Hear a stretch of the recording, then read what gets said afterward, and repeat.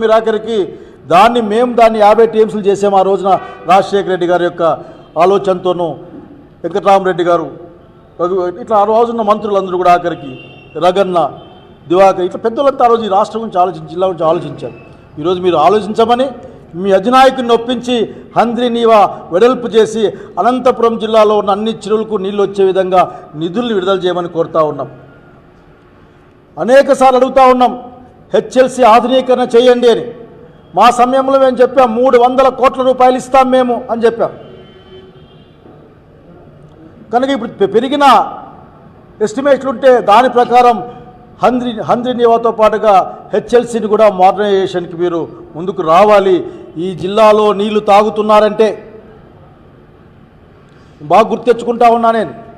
ఈ జిల్లాలో అనంతపురం, ధర్మవరం, అట్లాగే ఉరవకొండ ఈ ప్రాంతాలు మొత్తం నీళ్ళు తాగే పరిస్థితి అంటే చివరికి ఎక్కడి వరకు మడకసిర వరకు కూడా అది హెచ్ఎల్సీ నీళ్లు తప్ప ఇంకోటి కాదన సంగతి గుర్తు చేస్తూ ఉన్నాం. ఈ జిల్లా తాగునీటిని తీర్చే ఒక వరప్రదాయని తుంగభద్ర నీళ్లు హెచ్ఎల్సీ ద్వారా దాని డబ్బులు తీసుకోమని కోరుతూ ఉన్నాం. అలాగే అనేకం పెండింగ్ ఉన్నాయి. ఇక్కడ బిల్డింగ్లు కట్టాల మధ్యలో ఆగిపోయి ఉన్నాయి. మీ దయ మీరు అన్నీ ఆపేశారు. చాలా చక్కగా మాట్లాడుతారు. అదాపే మీద యూరాప్ అన్నారు మిమ్మల్ని. ప్రభుత్వాలు కంటిన్యూస్గా నడుస్తాయని ఆలోచనే కదా. నీ ప్రభుత్వం నా ప్రభుత్వం చేర చోళ పాండ్య ప్రభుత్వాల రాజ్యాల్లాగా ఉంటాయా? ఏమైనా ఇవి ఆంధ్రప్రదేశ్ ప్రభుత్వం, ఇది ప్రజాస్వామ్యబద్ధంగా ఆంధ్రప్రదేశ్లో పరిపాలన సాగాలి. ఏ ప్రభుత్వం ఉన్నా సరే గత ప్రభుత్వంలో ప్రజల కోసం చేసిన పథకాల్లో మీకు నచ్చని అంశం ఉంటే దాన్ని చర్చకు పెట్టాలి, మేధావులతో మాట్లాడాలి, దాన్ని నిజంగా కరెక్ట్ అయితే అమలు చేయాలి, లేకుంటే సరిదిద్దాలి, మరింత మెరుగ్గా ముందుకు పోవాలి. ఇది కదా ప్రభుత్వాలు చేయాల్సిన పని. మళ్ళీ రెవెన్యూ సోర్సులు పెట్టారట, వీళ్ళు మళ్ళీ సర్వేలు చేస్తారట. గత సర్వేకైనా ఖర్చు చంద్రబాబు నాయుడు గారు ఆయన మంత్రివర్గం కడతారని అడుగుతా ఉన్నాను నేను ఆఖరికి. అప్పుడే మర్చిపోతే ఎట్లా? జగనన్న బొమ్మలు ఉన్నాయి, చంద్రబాబు నాయుడు గారి బొమ్మలు ఎన్ని చూసింటాం మనం. కనుక అటువంటి మాటలు మాట్లాడదని చెప్తా ఉన్నాను. ఈ జిల్లాకు న్యాయం జరగాలి. మీరు స్టార్టింగ్లోనే గవర్నర్ గారు మీరు బహుశా ముఖ్యమంత్రి గారు చెప్పి ఉంటారు, దాంట్లో డిప్యూటీ సీఎం పేరు అట్లాగే నరేంద్ర మోడీ గారి పేరు కూడా చెప్పారు. సంతోషం, మీరంతా కలిసి ఉండాల. ఈ సమాజాన్ని దేశాన్ని ద్వేషంగాను ప్రజల్ని విడదీస్తూ మొత్తం పేదల్ని ఒక మూలకు నెట్టేసి బాగా డబ్బున్న వాళ్ళకు మాత్రమే పనిచేసే మీ యొక్క కూటమి ఒక లక్షణాన్ని కోల్పోకుండా మీరు కలిసి ఉండాల్సిన అవసరం ఉన్న ఈ కాలంలో అడుగుతా ఉన్నా. మీ ప్రభుత్వమే మాటికి చొక్కా ఇప్పి జబ్బ చర్చి మాట్లాడతారు. ఎన్డీఏ ప్రభుత్వం డబుల్ ఇంజన్ ప్రభుత్వం అని. మరి మీ డబుల్ ఇంజన్తో ఆ డబుల్ మోటార్లు వేసి ఢిల్లీ నుంచి ఎన్ని డబ్బులు ఈ రాష్ట్రానికి తీసుకొచ్చారో చెప్పాలా. నిజంగా అనుకుంటే బాధేస్తుంది. వీళ్ళకి ఏమన్నా ఉందో లేదో అర్థం కాదు నాకు. అమరావతి గురించి మాట్లాడతారా మీరు? అప్పులు తెచ్చి కట్టుకునే ఇల్లు లాగది. అప్పు మా నెత్తి మీద వేయాలి మీరు, మేం కట్టాలి మళ్ళా వాటిని. ఎవరితో మాట్లాడరు, హక్కున్న రాయలసీమతో మాట్లాడరు, ఆల్రెడీ అనౌన్స్ చేసిన ఉత్తరాంధ్రతో మాట్లాడరు. మీరు అప్పులే కదా మీరు తెచ్చేది. గ్రాంట్గా రావాల్సిన కేంద్ర ప్రభుత్వం గ్రాంట్గా రావాల్సిన 28,000 కోట్ల రూపాయలు ఎక్కడున్నాయో అడగలేరా మీరు? అట్లాగే మాట్లాడుతూ స్టీల్ ప్లాంట్ గురించి కూడా మీరు మెన్షన్ చేశారు గవర్నర్ గారు. మీతో ఎన్ని సత్యదూరమైన మాటలు మాట్లాడించారు. చంద్రబాబు నాయుడు గారికి వాళ్ళకి ఇది అలవాటు కావచ్చు కాక రాజకీయంగా చెప్పుకోవడం కోసం. గవర్నర్ గారు మీరు ప్రథమ పౌరుడు, నిజమే చెప్పాలి కదా, సత్యమైన విషయాలు చెప్పాలి కదా.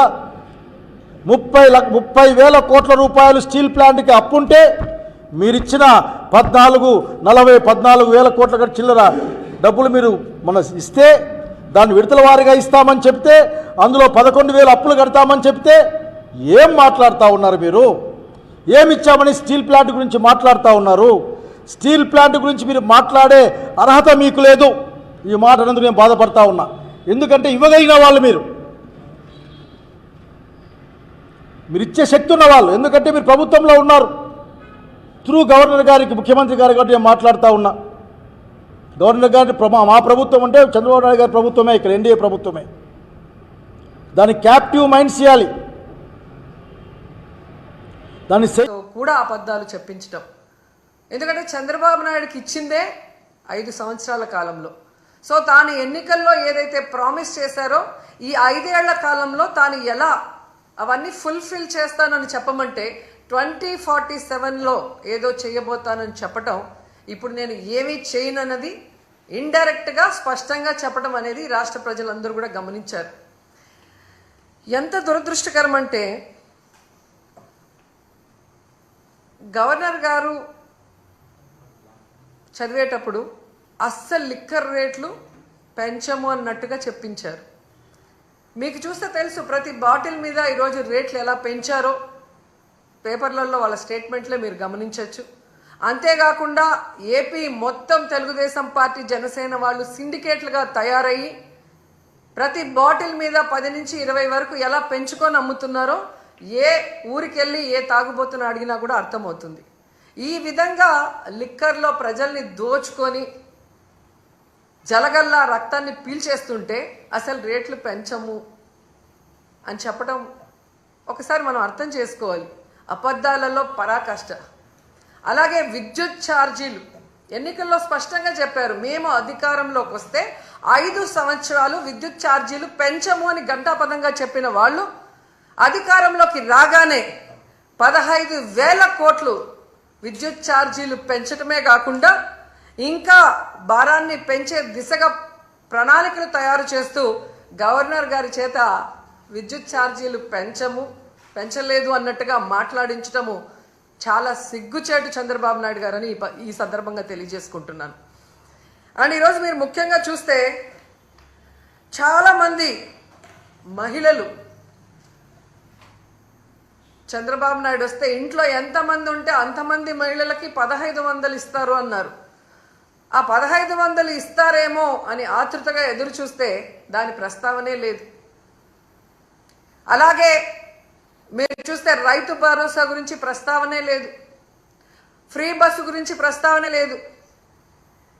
అమ్మఒడి జగనన్న ఇస్తూ ఉన్నారు, మేము తల్లికి వందనం ఇస్తాము అని చెప్పి గొప్పగా ప్రచారం చేసుకున్నారే కానీ ఈ రోజుటి వరకు 9 నెలలు అవుతుంది, ఒక్క పైసా ఇవ్వలేదు తల్లికి వందనం. కనీసం జగనన్న ఇస్తున్న ఆ అమ్మఒడిని కూడా కంటిన్యూ చేయకుండా ఈరోజు ఎగ్జామ్స్ కూడా వచ్చేసాయి.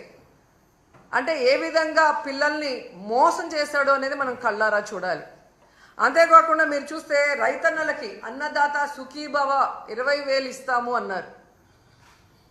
వాళ్ళకి అలాగే చంద్రబాబు నాయుడు కవుల పిల్లలు అంటారు. ఆయన రాగానే ఎలా కరువు వచ్చి అందరూ అల్లాడిపోతున్నారో మనం చూస్తున్నాం. గిట్టుబాటు ధర లేదు, అలాగే పెట్టుబడి సహాయం లేకపోతే ఆ రైతులు ఏమవ్వాలి? కనీసం గవర్నర్ గారి ప్రసంగంలో రైతు భరోసా ఇస్తాము అన్న భరోసా కూడా ఇవ్వకుండా చేశారు అంటే రైతన్నలు ఏ విధంగా మోసం చేస్తున్నారో మనం కళ్ళారా చూస్తున్నాం. ముఖ్యంగా విద్యార్థులు, ఈరోజు విద్యార్థులు అమ్మఒడి లేకుండా ఇబ్బంది పడుతుంటే చదువుకున్న పిల్లలకి ఉద్యోగాలు ఇస్తాం లేదా నిరుద్యోగ భృతి 3,000 ఇస్తామని చెప్పి మోసం చేసి అధికారంలోకి వచ్చాక ఈరోజు మీరు చూస్తే ఏ విధంగా వాళ్ళందరికీ కాంట్రాక్ట్ ఉద్యోగాలు కానీ అలాగే అవుట్సోర్సింగ్ ఉద్యోగాల్ని ఎలా తీసేస్తున్నారో, ఉన్న వాళ్ళని వాలంటీర్స్ని ఎలా తీసేశారో మనం చూస్తున్నాం.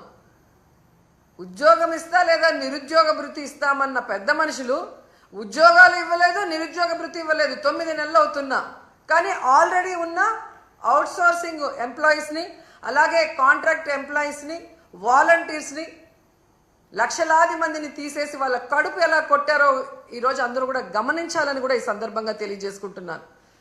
ముఖ్యంగా ఉద్యోగస్తులు చంద్రబాబు నాయుడు వస్తే ఏదో చేసేస్తాడు అని దేవుడు లాంటి జగనన్నని ఈరోజు ఓడించడానికి కంకణం కట్టుకున్నారే. మరి ఏ విధంగా ఎప్పటి నుంచి హామీల్ని అమలుపరుస్తారో చర్చే లేదు. తనకి తనుగా పొగిడించుకోవటానికి చంద్రబాబు నాయుడు గారి ప్రభుత్వాన్ని పొగిడించుకోవడానికి వైఎస్ఆర్ కాంగ్రెస్ పార్టీ గత ప్రభుత్వం మీద నిందలు వేయడానికి మాత్రమే వారి ప్రసంగాన్ని ఉపయోగించుకున్నట్టుగా కనపడుతుంది. చంద్రబాబు నాయుడు గారు ప్రతిసారి పిట్టల కథలు చెప్తూ ప్రజల్ని పక్కదారి పట్టిస్తూ ఉంటాడు. ఈసారి ఇంకొక కొత్త పిట్టల కథ, పిట్టల దొరలాగా గవర్నర్ గారి ప్రసంగంలోనే చెప్పించినట్టుగా కనపడుతుంది. డబ్బున్నటువంటి వారిని 10% మనుషుల దగ్గర నుంచి, జనాభా దగ్గర నుంచి డబ్బును అడిగి తీసుకొని 20% పైగా ఉన్నటువంటి పేదవాళ్ళకి పంచి పేదవాడి తలసరి ఆదాయాన్ని 58 లక్షలకు పెంచుతానని పిట్టల దొర కథలు మాత్రం భలే చెప్పించాడు. ఇలాంటివన్నీ సత్యదూరం అని ప్రజలకు తెలుసు. ప్రజలు అసహించుకుంటారనేటటువంటి కనీస అవగాహన కూడా లేకుండా వారికి ఉన్నటువంటి మీడియా ఛానల్స్ ద్వారా విపరీత ప్రచారం చేయించుకోవడానికి. చంద్రబాబు నాయుడు గారు ప్రతిసారి చెప్తూనే ఉంటారు, విజనరీ అని చెప్పించుకుంటూ కూడా ఉంటారు. ప్రజల్ని ఎలా మోసం చేయాలనేటటువంటి విజన్ని గవర్నర్ గారి ప్రసంగం ద్వారా కూడా మరొకసారి చెప్పించారు. ఇవాళ ఇచ్చిన 6 హామీలు ఎలా అమలు పరచాలో ఒక స్పష్టమైనటువంటి ప్రణాళికే లేదు. 2020, 2047 గురించి మాట్లాడిస్తాడు. అంటే ఒక 25 సంవత్సరాల తర్వాత ఎలా ఉండబోతుందో దానికి సంబంధించిన విజన్ గురించి చెప్తారు.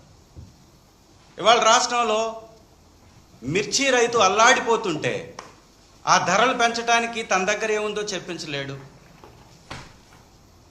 విద్యా వ్యవస్థ సర్వనాశనం అయిపోతుంటే కొడుకేమో ఇండియా పాకిస్తాన్ మ్యాచ్ చూడడానికి ఇంత కీలకమైనటువంటి బడ్జెట్ సమావేశాలు ఉన్నా కూడా, మంత్రివర్గ సమావేశం ఉన్నా కూడా సకల శాఖ మంత్రిగా ఉన్న లోకేష్ గారేమో దుబాయ్ ట్రిప్పులు కొట్టేస్తాడు.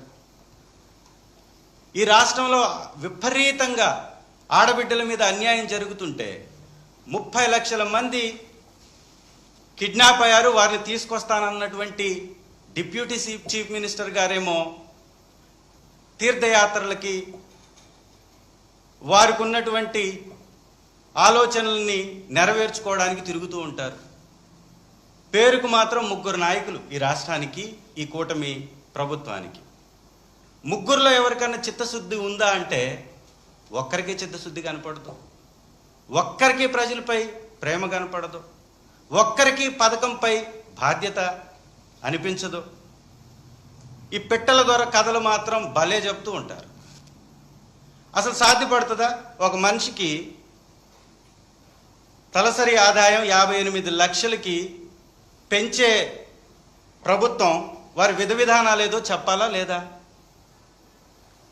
డబ్బున్న వాళ్ళ దగ్గర నుంచి డబ్బు తీసుకొని పేదవాళ్ళకి ఇచ్చేస్తామని సినిమా కబుర్లు చెప్పి తప్పించుకోవటమే ఈ పరిపాలన దక్షత అంటారా? దీనిలోనే నా ఎక్స్పీరియన్స్ ఉంది. ఒకసారి ఆలోచించుకోవాలి. ఇస్తానన్నటువంటి ఒక్క పథకాన్ని ప్రవేశపెట్టారా? ఒక్కటంటే ఒక్క పథకం. ఏమనంటే పెన్షన్ ఇస్తున్నావు అంటారు. నువ్వు ఇచ్చింది ఎంతమందికి? ఇవాళ రాష్ట్రంలో ఉన్నటువంటి పెన్షన్దారుల్ని దాదాపు 2 లక్షల పైచిలకు తొలగించి 1000 రూపాయలు ఉన్న వాళ్ళకి పెంచారు. అంటే ఈ 2 లక్షల మంది పొట్టగొట్టి అదే డబ్బుని ఈ విధంగా డైవర్ట్ చేసి 1,30,000 కోట్లు అప్పు చేసి ఒక్క పథకాన్ని అమలు చేయలేదంటే సిగ్గుపడరా మీరు? కొంచెం కూడా బాధ్యత అనిపించదా మీకు?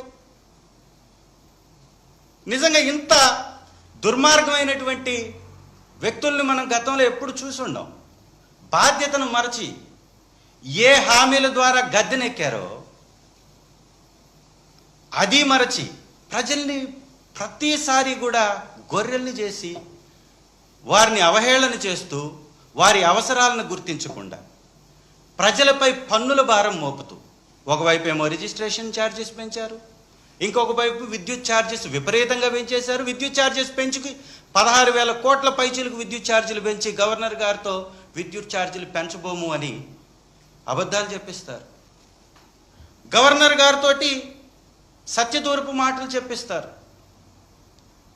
వారు అమలుపరుస్తున్నటువంటి ఈ సర్ఛార్జెస్ని 16,000 కోట్లని వారు ప్రజలపై మోపి దాని మీద వైఎస్ఆర్ కాంగ్రెస్ పార్టీ రాష్ట్ర వ్యాప్తంగా ప్రొటెస్ట్ చేసినటువంటి అంశాన్ని కూడా పక్కదారి పట్టించేటటువంటి ప్రయత్నం చేస్తారు. గ్యాస్ సిలిండర్ల మీద ఒక దగ, ఒక మోసం. ఇవాళ గవర్నర్ గారి ప్రసంగంలో చాలా స్పష్టంగా వారి మోసం ఏంటో తేటతెల్లమైపోయింది. ఈ రాష్ట్రంలో 1,55,00,000 మంది లబ్ధిదారులు ఉంటే ఒక్క సిలిండర్ ప్రతిపక్ష హోదా ఇచ్చి చూడండి. కొంతమంది మేము అసెంబ్లీ నుంచి గడ్డకొస్తుంటే పారిపోయినారు అంటున్నారు. ఎక్కడ పారిపోతాం? దేశం విడిచిపెట్టి పారిపోతున్నామా, లేకుంటే ఈ రాష్ట్రం విడిచిపెట్టి పారిపోతున్నామా? ఉన్నాం కదా ఇక్కడే. మీకు అది లేదు, మాకు ప్రతిపక్ష హోదా ఇచ్చే ధైర్యం లేదు మీకు. వీళ్ళు ఎక్కడ సమస్యలో మా తప్పులని అసెంబ్లీ సాక్షిగా ఎక్కడ చెప్తారనే విధంగా ఈరోజు ప్రజలు గొంతు నొక్కే విధంగా మీరు పరిపాలన చేస్తున్నారు. ఎందుకంటే మీ కాళ్ళకు మొక్కని మీరే దేవుడు అనుకుంటే చాలదు. పక్కనోడు కాళ్ళకు మొక్కి దేవుడు అంటేనే దానికి అర్థం ఉంటుంది. అసెంబ్లీలో మీరే అంత, ప్రతిపక్షం మీరే, మిత్రపక్షం మీరే, మాట్లాడేది మీరే, చేసేది మీరే, జోకులు వేసుకునేది మీరే. దానికి అసెంబ్లీ అంటే ఏమి? ప్రజా సమస్యలు వినపడాలనేది విధంగానే అసెంబ్లీ అనేది. అసెంబ్లీ మీరు ఎందుకు పెట్టినట్లు? ఇంకా ఏమన్నా బయటకు పెట్టుకోవచ్చు కదా. ఇంకా ప్రతిపక్షం అనేది ఒకటి ఉంది, ఒకే ఒక పార్టీ. ఇప్పుడు బీజేపీ అయితేనేమి, జనసేన అయితేనేమి, 3 పార్టీలు మీరు మిత్రపక్షంలో ఉన్నారు. ప్రతిపక్షం ఉండేది ఒక్క ఏకైక పార్టీ వైఎస్ఆర్ కాంగ్రెస్ పార్టీ. దానికి ఇచ్చి చూడండి మీరు. మా నాయకుడు దొమ్మేమో, మా దొమ్మేమో మేము నిరూపిస్తాం, అసెంబ్లీలో నిరూపిస్తాం. మా సమస్యలు దండిగున్నాయా ఇవ్వండి. మా కాన్స్టిట్యున్సీలోన రోడ్లు లేవు, నీళ్ళు లేవు, స్కూళ్ళు లేవు, ఏమి లేవు. అవన్నీ చాలా ఉన్నాయి సమస్యలు చెప్పుకునేకి. మాకు ఇవ్వండి. ఎందుకని మీరు, ఎందుకు భయం? మీకే భయపడేది ఎందుకు? భయపడుతున్నారు మీరు. ఇచ్చి చూడండి ఒకసారి, ప్రతిపక్ష హోదా ఇచ్చి చూడండి. అసెంబ్లీ ఎట్లా నడదో చూస్తాం. అప్పుడు దానికి ధీటుగా ఉంటుంది. ప్రతిపక్షం హోదా ఇస్తే ప్రతిపక్ష 11 మంది కానిలే, 11 మంది మేము మాట్లాడతాం కదా. అప్పుడు ప్రతిపక్ష హోదా ఇవ్వండి, మేము మాట్లాడుకుంటూ. అప్పుడు పారిపోతే మమ్మల్ని మీరు అనొచ్చు, పారిపోయినారు. ఆ రోజునని పారిపోయినారని. మేము పారిపోలే. అక్కడ జీవోత్సవంలో మనుషులు ఉన్నాయి, చీరలో కూర్చొని ఏం చేయాల? మీ వెకిలి నవ్వులు, మీ వెకిలి శాస్త్రాలు చూసాక అసెంబ్లీలో ఉండేది దేవాలయం. అసెంబ్లీ అంటే దేవాలయం లాంటిది. అలాంటిది ఎంతో పవిత్రంగా భావిస్తారు అసెంబ్లీని. అలాంటిది ఈరోజు మీరు అపశయం చేస్తున్నారు. ఎవరికి వచ్చినట్లు వాళ్ళు మాట్లాడుతున్నారు. మాట్లాడేది పద్ధతి కాదు. ప్రజా సమస్యలు మీరు అలివిగైన హామీలు ఇచ్చినారు, సూపర్ 6 ఇచ్చినారు, ఒక్క హామీగా నెరవేర్చలేదు. తల్లికి వందనమంట్రి, 100 మెట్టేసి పదమంత్రి. రైతుకి 20,000 అంట్రి. కేంద్రం 3 సార్లు వేసింది, ఈరోజు కానీ రేపు అకౌంట్లోకి వేస్తుంది. మీరు ₹1 రైతుకి వేసినారా? మిర్చి దాదాపుగా నాకు తెలిసి, నేను ఒక రైతు బిడ్డే. మా ఏరియాలో అయితే, ఈ గుంటూరు ఏరియాలో అయితే 20,000 సీడ్ వేరు, మా పక్క సీడ్ వేరు. డబ్బి కడ్డీ అంటారు. దాదాపుగా 75,000 కిట్ పోయింది. అది మేము హుబ్లీ అక్కడ బ్యాడికి ఎత్తుకొని పెట్టి మా రైతులు 75,000 కిట్ అమ్ముకొచ్చుకొని చాలా హ్యాపీగా 3 సంవత్సరాలు హ్యాపీగా సంతోషంగా ఉన్నారు. నిరుటి నుంచే అది 15,000 20,000 పడిపోయింది. అదే సీడ్ అయితే 10,000 8,000కు అడిగేవాళ్ళు లేరు. అలాంటిది మీరు అదే మా జగన్మోహన్ రెడ్డి ఉన్నప్పుడు పరిపాలన ఉన్నప్పుడైతే ఖచ్చితంగా దాన్ని గిట్టుబాటు ధరకి కొని దాన్ని పెట్టుకునే విధంగా మా జగన్మోహన్ రెడ్డి చేసినారు. మీరు చేసినారా? మీరు కేంద్రానికి, మా జగన్మోహన్ రెడ్డి గుంటూరు కోసం అంటే కేంద్రం పోతారు. అటు వ్యవసాయ శాఖ మంత్రి కానీ లేరు. ఊగినే మీ డబ్బా ఛానల్లో చెప్పుకున్నారు తప్ప ఎక్కడ ఆయన పోయి మళ్ళా వ్యవసాయ శాఖ మంత్రిని కలిసింది లేదు ముఖ్యమంత్రి గారు. ఊగిన మీరు ఇక్కడ ఆయన అచ్చెన్నాయుడు గారు ఊగినే పాయ మా చంద్రబాబు నాయుడు పోయినాడు. అక్కడ రైతులది అంతా మొత్తం ఎక్కడ మాట్లాడినాడు మీ చంద్రబాబు నాయుడు ఎక్కడన్నా? మీరు పోయిండేది ఎక్కడ? ఏం చేసేకపోయినారు? అక్కడ బీజేపీ, ఢిల్లీలో బీజేపీ ముఖ్యమంత్రిని ప్రమాణ స్వీకారకు పోయినారు మీ పవన్ కళ్యాణ్ గారి, చంద్రబాబు నాయుడు గారు. దాన్ని మీరు శాఖగా చూపి రైతుల మీద చెప్పేసినారు.